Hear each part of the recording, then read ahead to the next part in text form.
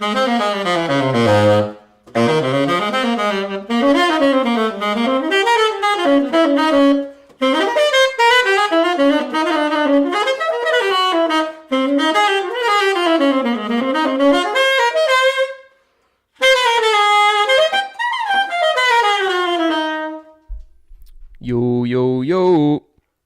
What's up, Jazz Lesson Videos? How's it going? I'm just making sure that I'm live here. Live from New York. All right. I think we are live. Cool. Let me get my chat up. Here. Killing. Oh, awesome. Okay. I got the chat logged in here, so if anybody wants to talk to me, let me know what you guys are working on, what you're practicing. We're going to be talking today about chord tones, and I think I'm going to start this a little bit differently. I'm going to play, and I'm going to practice my chord tones, and I'm going to explain what I'm practicing. So I'm going to kind of make this more of a live practice session vibe.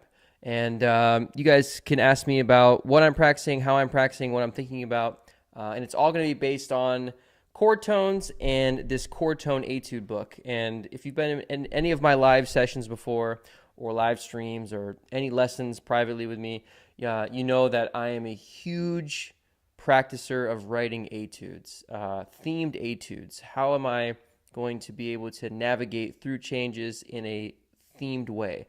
The theme can be as broad as, playing chord tones, right? Or it could be as specific as playing only the third of everything, of every bar. I'm going to write a whole etude on all the things you are, just focusing on playing the third of every chord.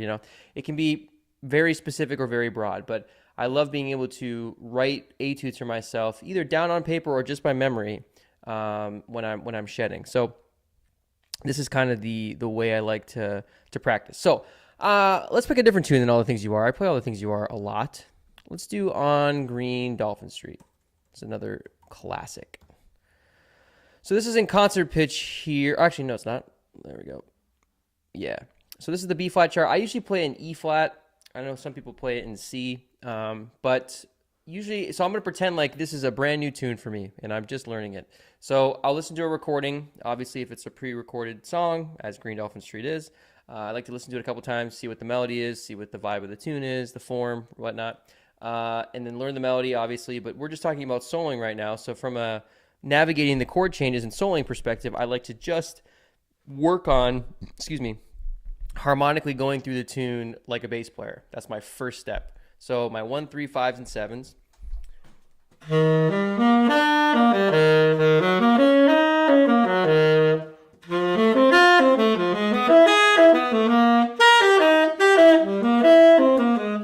So I like to do it kind of in the manner of a bass player a little bit. That was me just sort of playing them up and down, not really in a rhythm or anything. But I like to pretend and work on the harmonic time and my time in general as a bass player would, right? So sometimes I'll add an approach tone, a passing tone, which we'll talk about in a second. But really, just focusing on my 1, 3, 5s, and 7s. And when a bass player, at least, when I'm practicing this in the bass player style, I like to think about it as always playing the root on the downbeat, right? So that's kind of something I'm aiming for.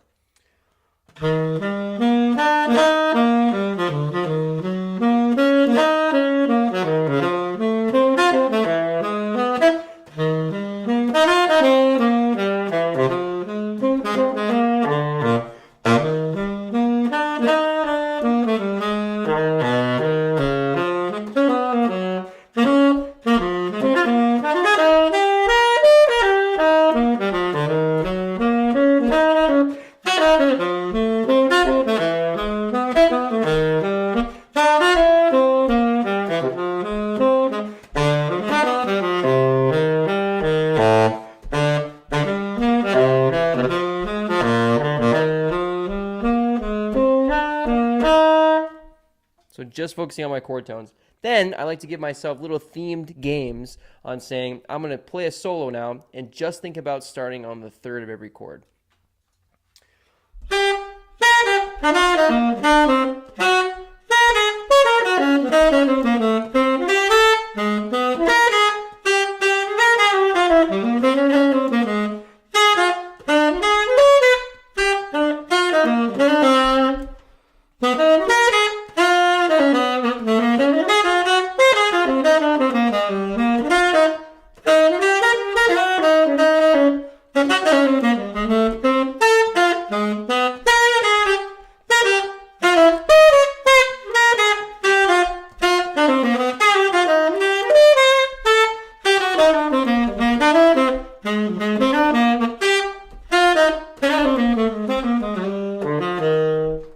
So really trying to hear every single chord change, really trying to navigate them in a way where I'm being direct about which ones I'm starting on. So that's just one chorus of me doing thirds. Now I'm going to do one chorus of me doing sevenths.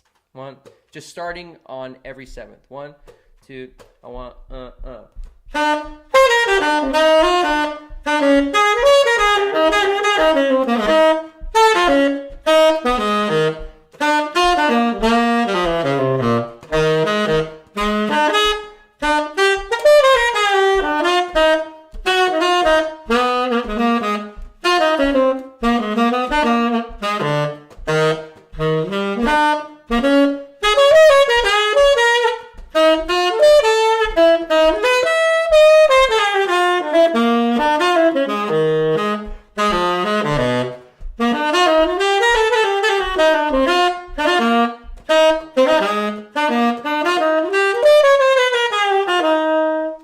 Seventh is weird because it's a whole step away from my root. So when I land or start on it, it almost sounds like I'm playing the wrong chord because of that. But it's the way that you navigate how you play the seventh, right? So learning that sometimes the seventh's great to enclose or approach with, like. So I like to play that around the root, right? So seventh, root, 9, flat 9, root. So I like to play that as an exercise with my chord tones, where I'll do a whole chorus trying to start with that idea on the seventh.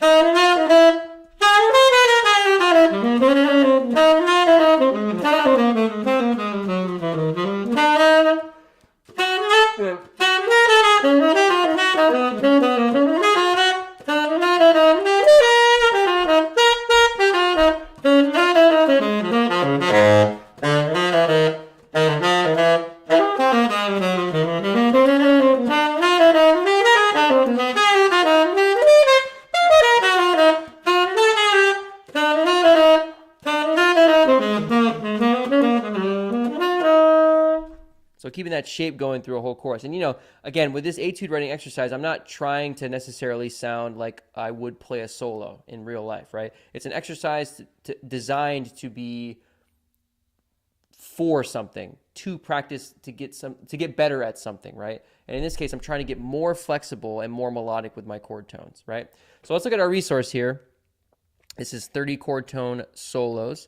And I think there is one I was going to check out with you. Yeah, number 31 and 32. Let's go to that one. Yeah, here we go. So we have two different etudes in each one of each standard. One is called a chord tone workout, where it's purely just chord tones. And then the other one is a chord tone connection, which is where we're kind of using approach tones and enclosures to get us from one chord to the next. So I'll just read a little bit of the one that Chad wrote here. This is super similar to when I was studying with him, what he would do. Like when we were learning tunes, he would, you know, piece a section of our lessons off as etude writing, right? And he would purposely, on certain chord changes and whatnot, write how to navigate changes based on the theme that we were working on, right? So if we were working on chord tones, he wrote a very similar one like this.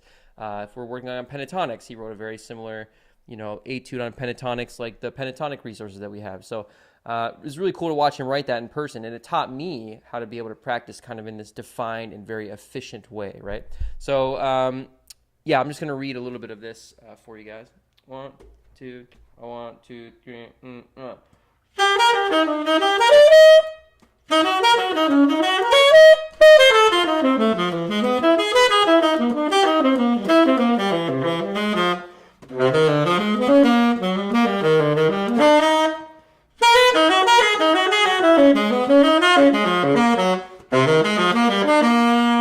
So that's just the first A section. And basically, I kind of played a little quick, but basically we're arpeggiating a lot. You're hearing a lot of, you know,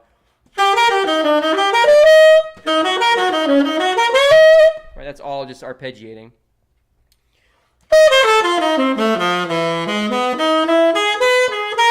Right, that's, again, arpeggiating right up and down the chord.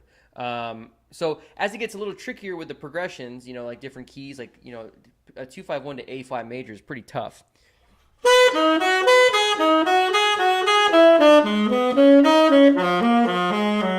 Right? Navigating chord changes that way can be a little bit tougher. But again, just thinking about 1, 3, 5s, and 7s. And some of this stuff sounds really nice and melodic, right? So definitely solo-worthy things. But I like being able to practice them in the way of where it's directly about just playing the chord tones. Don't worry about writing yourself a solo you would play, right? I think when we think about etude writing and solo writing in general, we get scared and like, oh, this isn't going to sound good if I play in real life.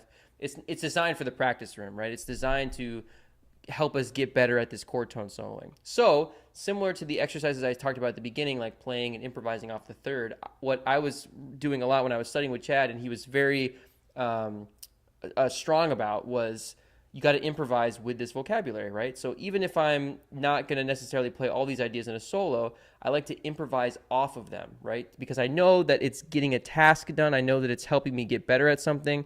So I'm going to try and play in the context of this whatchamacallit, this form in this tune, right? So for instance, that's my first phrase. I'm going to play that. And then my next phrase, I'm going to improvise with my chord tones on the next chord, but not copy the etude. 1, 2, 3,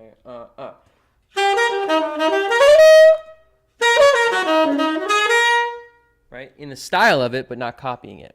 And I like to do this back and forth. 2 bars and 2 bars. 1, 2, 3,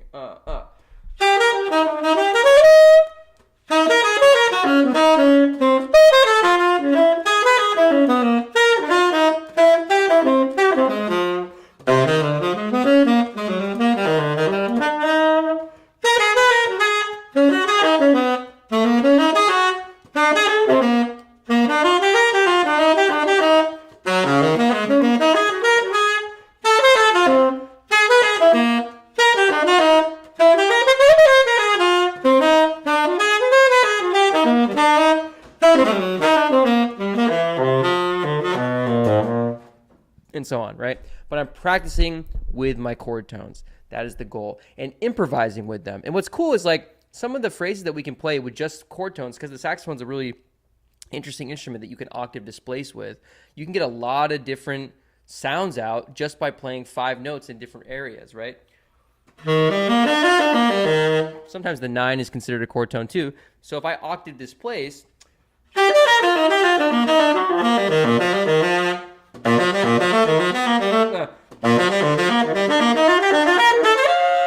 I'm only playing the chord tones of F major. Well, that's with the 9 in there.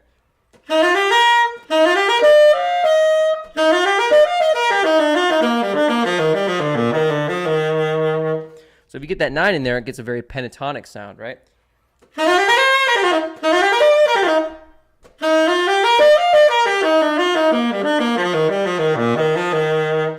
Very, open Coltrane kind of sound, right? So I like to just, think about Green Dolphin Street, my first 2 chords going major and minor. How many different ideas can I play with just those 5 notes, right?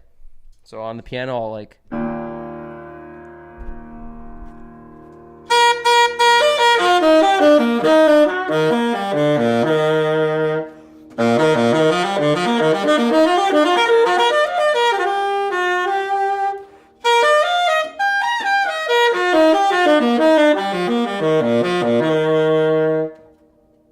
What's cool about the piano is if you keep the sustain pedal going and play that, all of the strings start to resonate because you're in that same tonal center. It's really cool.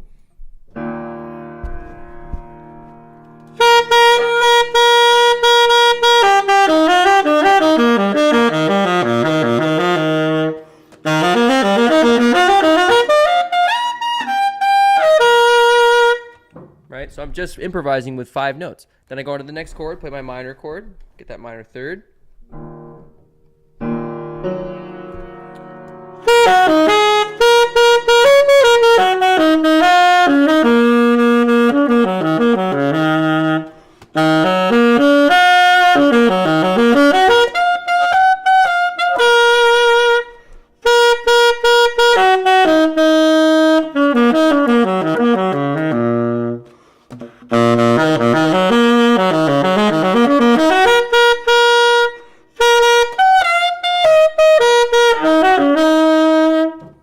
just improvising with 4 or 5 notes per bar, right? And then doing it in time is a different thing, right? So I like to keep my ideas kind of maybe a little shorter when I'm improvising in time, but separately from the etude writing, you can just practice one chord and improvise as much as you can with just your 5 notes, 1, 3, 5, 7, and 9, and see what ideas you bring out, right?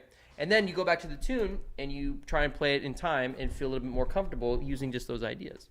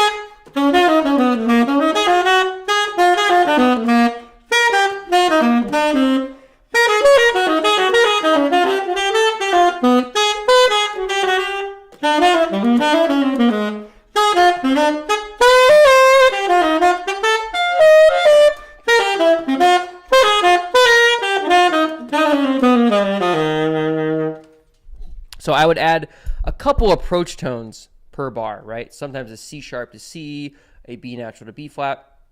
But the meat and potatoes of what I'm playing is my chord tones, right? So practicing this in stages, a little bit here, a little bit there, but constantly focusing on your chord tones being the meat and potatoes.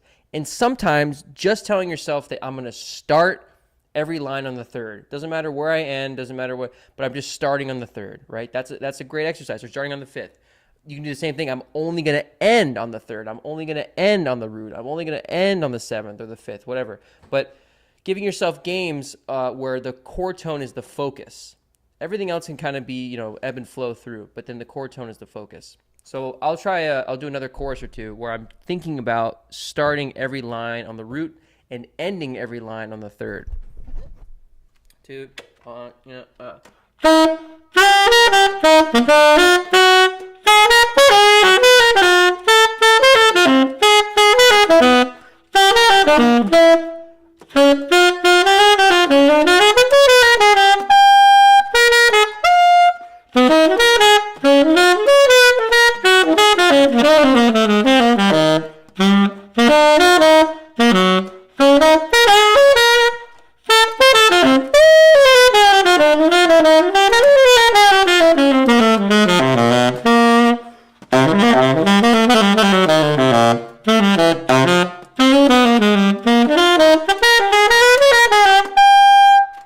And another cool thing, again, is these octave jumps that I'm playing on Altissimo and stuff, they're still inside.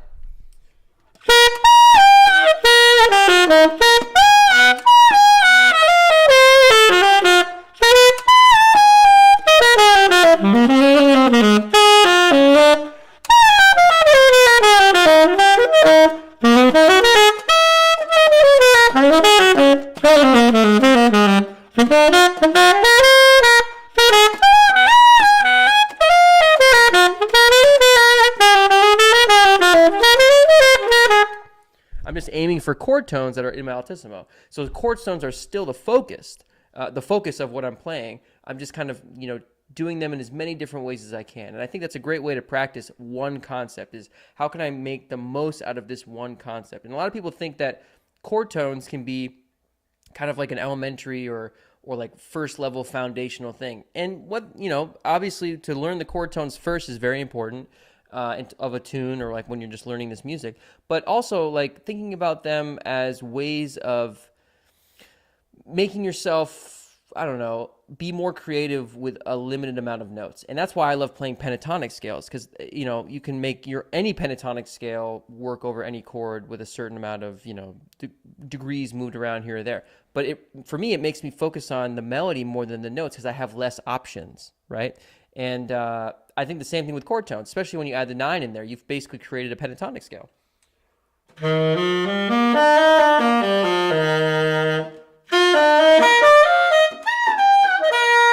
And then the ideas can just kind of flow just with those bigger intervals. So for me, I'm focused more on that aspect of it, like making the melody with just my 5 notes, handcuffing myself a little bit, rather than thinking about all 7. I get overwhelmed with that a little bit.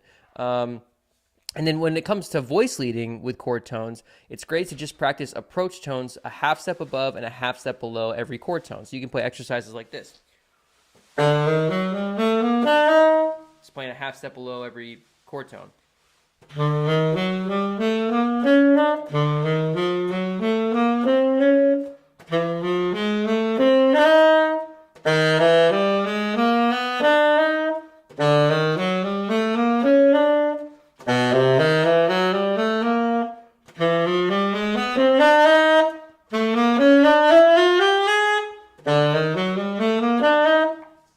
And that's kind of where the bass player technique comes in, where you're using approach tones to get to our next measure or our next tone.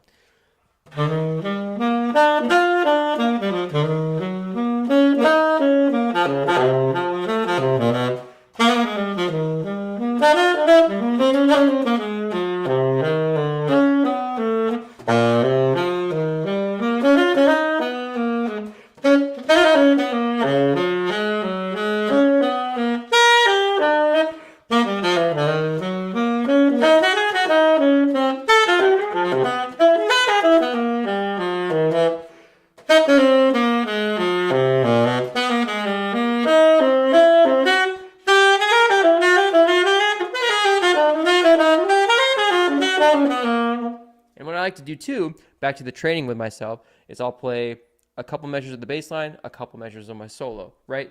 Trading back and forth, using my approach tones too.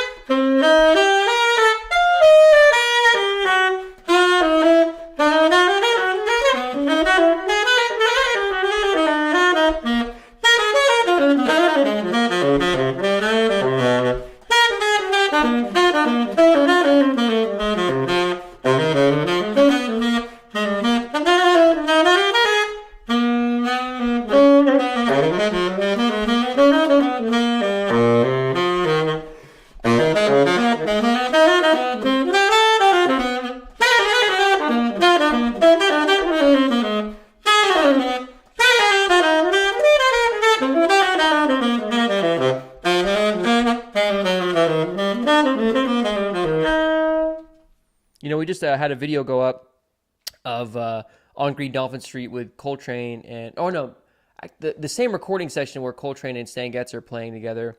Coltrane plays a version of On Green Dolphin Street, and it's killer.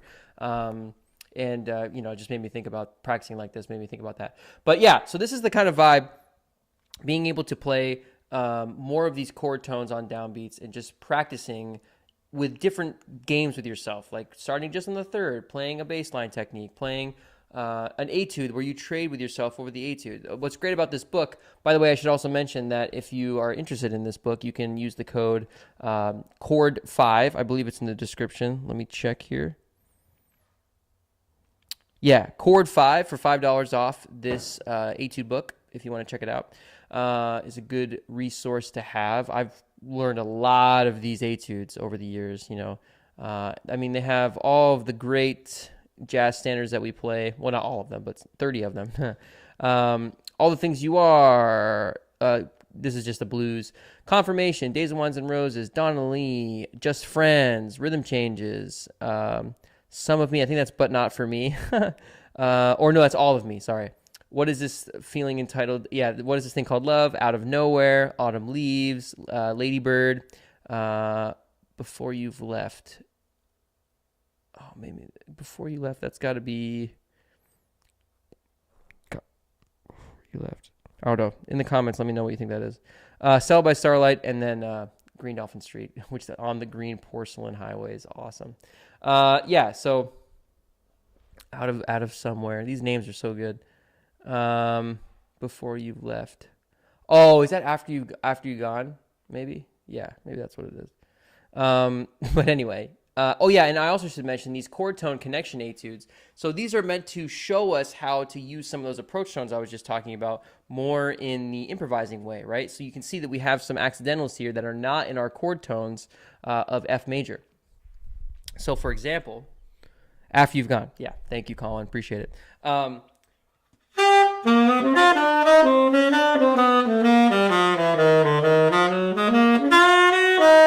So that line, even though we're focusing, and as you can see on the big beats of our measures, beats 1 and beats 3, we have our chord tones, A, E, E, C, F, A flat, G, F, right?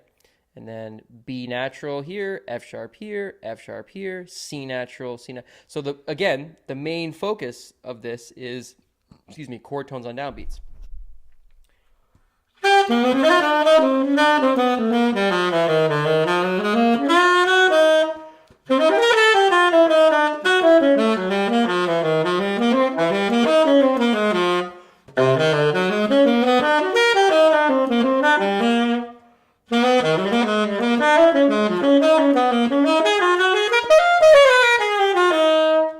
Sorry, I went up the octave there. But again, chord tones on downbeats are the big part, and then we're using accidentals to get us to those downbeats non-diatonically, right? So we're starting to add the other notes of our scales and other non-diatonic notes to get us in a different way. And then you rinse and repeat the same process we talked about with the first etude with this one, right? So you trade with it.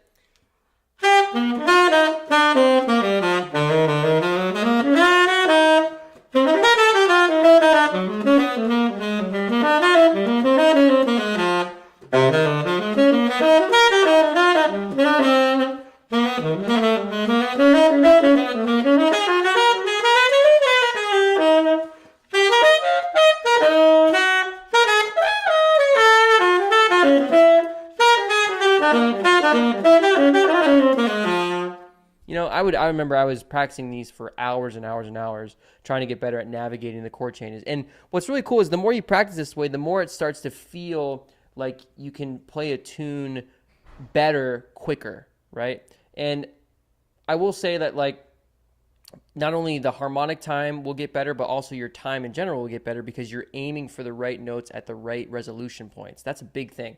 I think when we talk about playing things outside of the chords and other, superimposed concepts and all that stuff, I think it's really more beneficial sometimes to just focus on the resolution part. And all chord tone soloing is focusing on the resolution, because that's all we're doing, right? We're just resolving and starting inside and ending inside of the chord. So the more that you practice this, the easier it will become to navigate things on the outside. And I remember it took a long time for Chad to convince me of that, because I was trying to play all the things way outside that my ear thought was way easier than it is, and way closer together than it was. Sorry, I'm having some mic troubles here.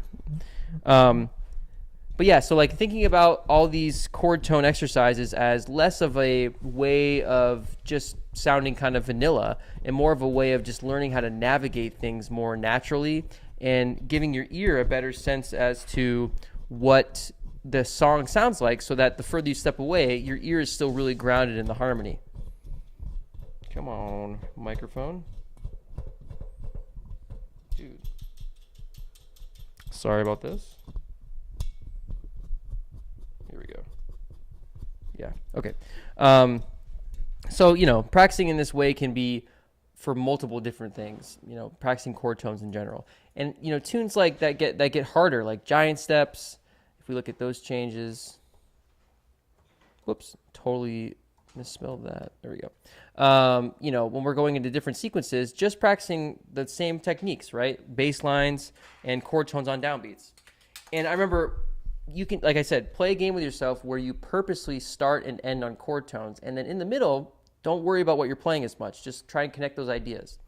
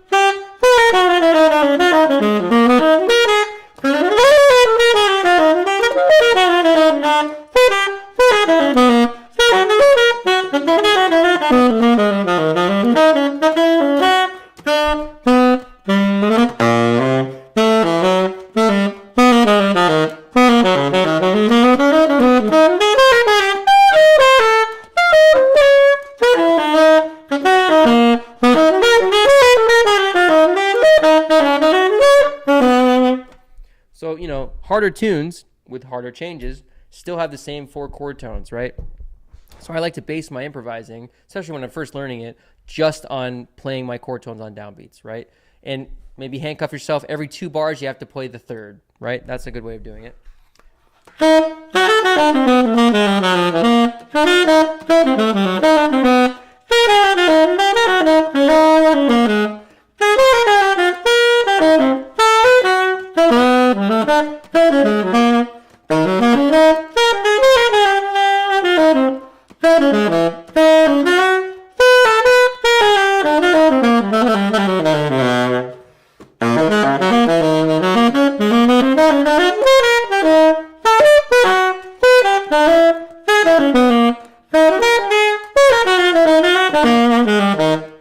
And it also helps you get out of your habits, right? I like to play a lot of fifths on F. Like I play C natural a lot. So to tell myself to play A can be a little bit difficult. I have to remind myself to move towards a new idea, move towards a section of time there. So that's the big part with this kind of soloing, is you got to be able to tell yourself and improvise in your practice room by thinking this way. It's a really good way of applying the concept to improvising. Make those little games for yourself. Improvise more in the practice room. I think it'll help your solos if you're improvising with more concepts rather than always practicing them away from the music, just on the saxophone or just on your instrument, and then going to play it. The connection can be a little lost. At least for me it was. So I like to think about it as understand it and then apply it, right? And I think that also makes me less of a pattern player. Like obviously I know patterns and stuff like that, but I like to think about more concepts, like broad concepts that I can apply to improvising rather than like distinct patterns. Not that that isn't a good thing to practice. I practice patterns all the time, whether it's fourths, all the fun, all those fun patterns. And all this. I love practicing those, and definitely saxophone technique things. I love doing that. But when I'm playing, I like to have a little bit of a different mindset when I go into that, or when I go into improvising, right?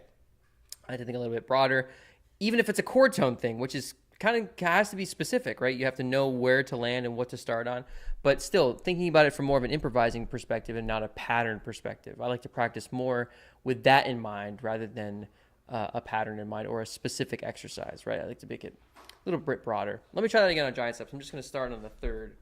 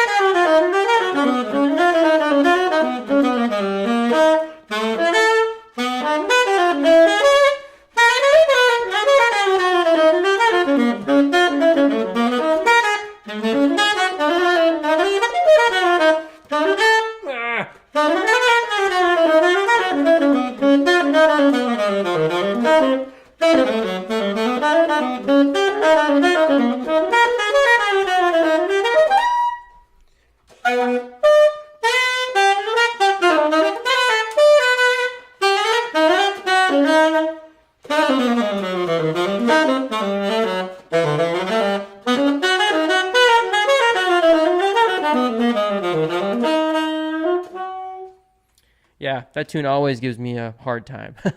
But being able to, again, tell myself I'm going to practice my chord tones, start on the third, give myself those little mental things. Jerry Bergonzi was one of my instructors at New England Conservatory. He was huge on this, right?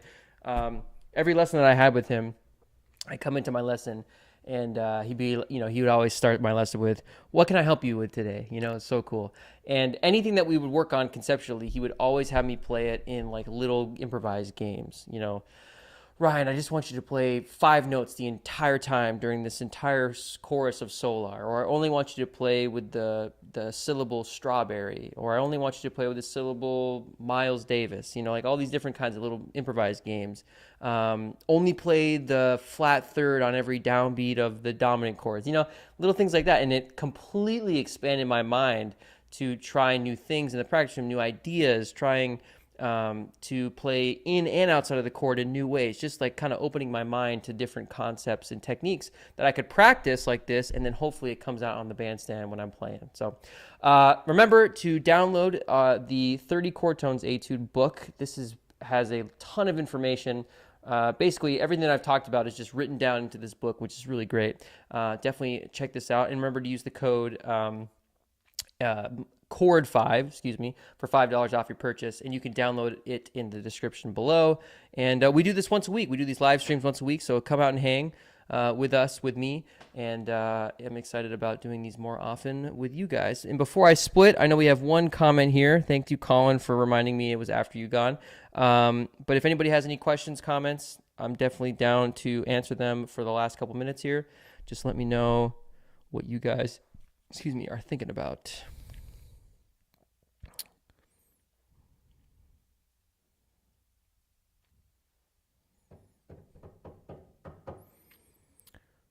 We got a good crowd here. Appreciate everybody being here. Just let me know what you want to talk about, if anything. No pressure. No pressure. I'll play for a second while you guys are doing that.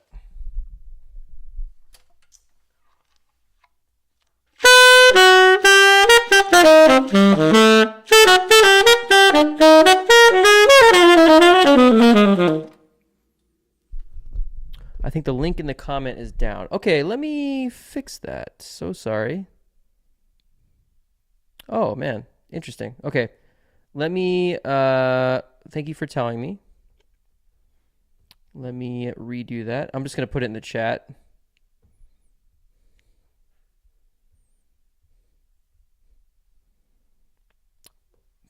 All right. There we go. Cool. Thanks for letting me know.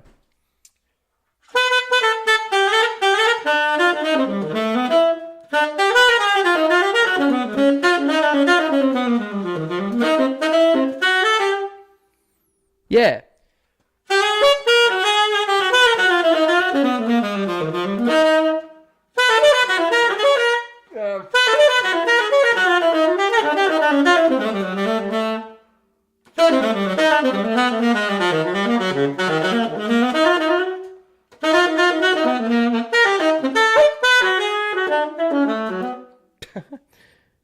Gotta practice this stuff, man.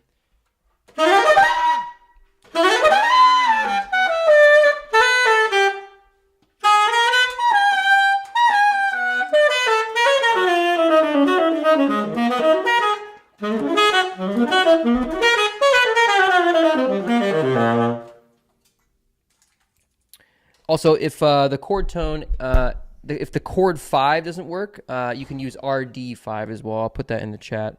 And RD5 works on the whole website.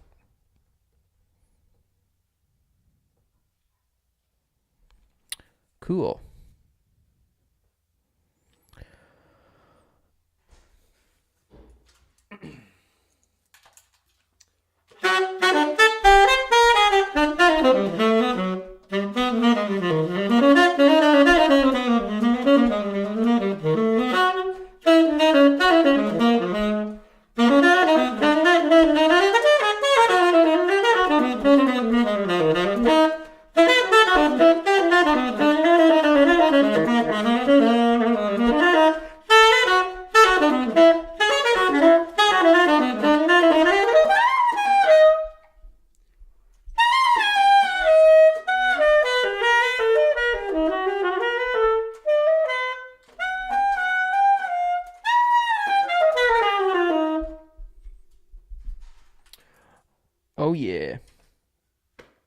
Love shedding giant steps with my chord tones. Man, it also really shows me like what I need to work on and navigate.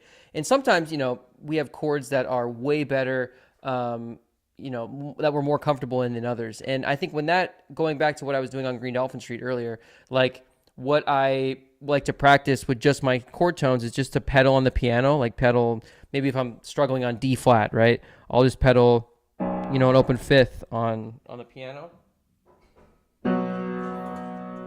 And just work on ideas.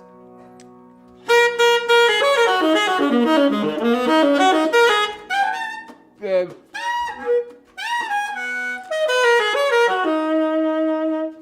And just do it nice and slow, like almost in rubato.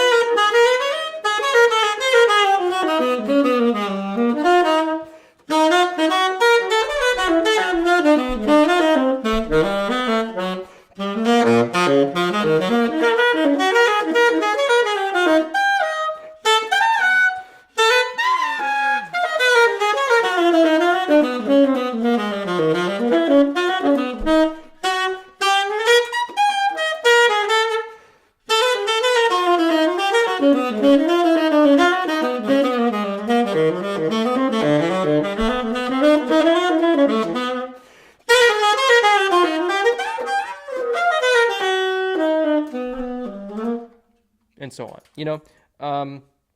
I'm a huge improvised practicer. Like I like to improvise with concepts, and that's my best and favorite way to practice. And I think it's one of the more efficient ways of getting better at this music.